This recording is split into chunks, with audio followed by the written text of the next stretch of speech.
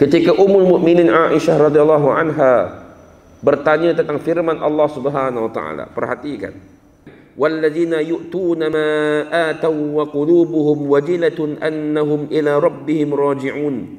Qalat, berkata Aisyah, bertanya Aisyah pada Rasulullah, ahumul ladzina yashrabuna al-khamr wa yasriqun. Adakah mereka ini orang-orang yang minum arak ataupun mencuri?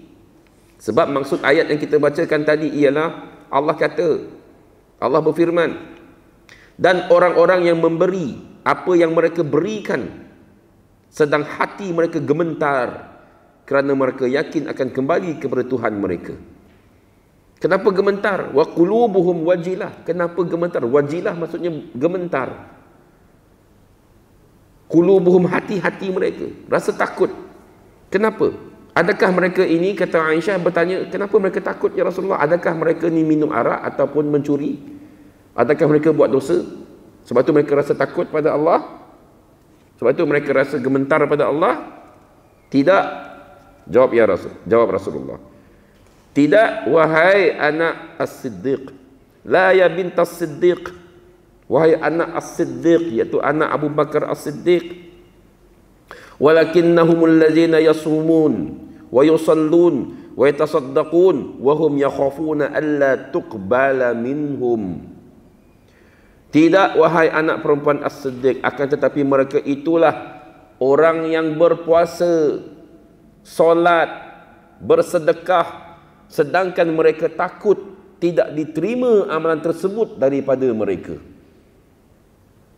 Allahu Akbar. Inilah orang yang Allah Ta'ala puji dalam Al-Quran.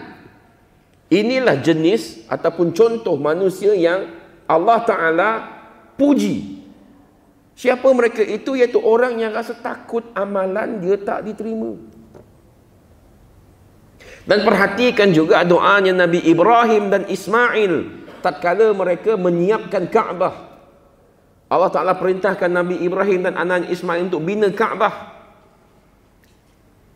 Dan selepas selesai urusan itu, mereka berdoa, Rabbana taqabbal minna innaka antas sami'ul alim. Tuhan kami, wahai Tuhan kami, terimalah daripada kami. Sesungguhnya engkau maha mendengar lagi maha mengetahui. Kenapa nak kena doa juga, padahal itu perintah Allah. Allah dah suruh kau buat. Kau dah settle lah kan. Tetapi mereka takut. Takut kalau amalan yang mereka kerjakan tadi tidak diterima. Subhanallah. Ini dua Nabi Allah yang besar, Ibrahim dan Ismail. Allahu Akbar. Dua Nabi yang mulia, yang maksum, pun rasa takut, rasa risau.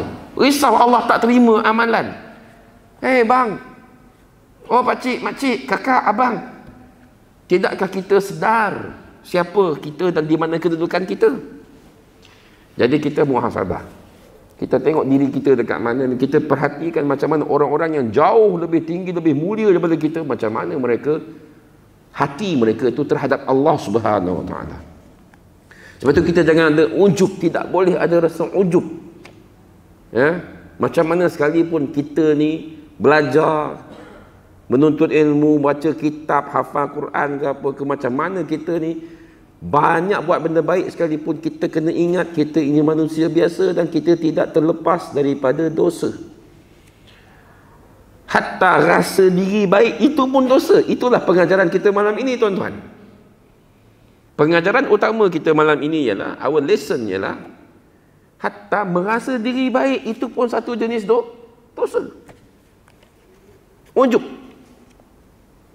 Perasaan baik, perasaan bagus, bajet alim, itu pun satu kesalahan, satu dosa. Maka perbanyakkan istighfar. Astaghfirullah wa atubu ilaih. Bayangkan orang yang berpuasa, yang solat, yang bersedekah, tetapi mereka takut tidak diterima.